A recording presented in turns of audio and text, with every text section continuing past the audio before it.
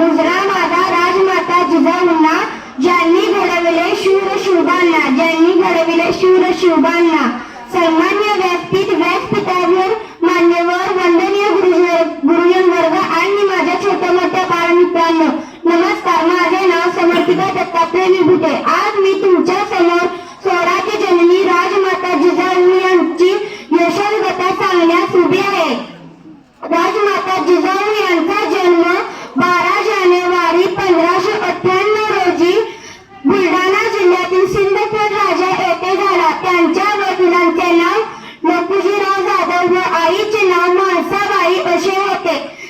जिजाऊ लहानपणापासूनच युद्ध कला, तलवारबाजी, घोडेस्वार इत्यादी मध्ये कुशल होत्या.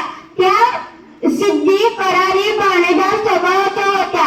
त्यांना अन्यायाविरुद्ध चीड होती. त्यांचा विवाह सन 1605 मध्ये शहाजीराजे भोसले यांच्याशी झाला. त्यांना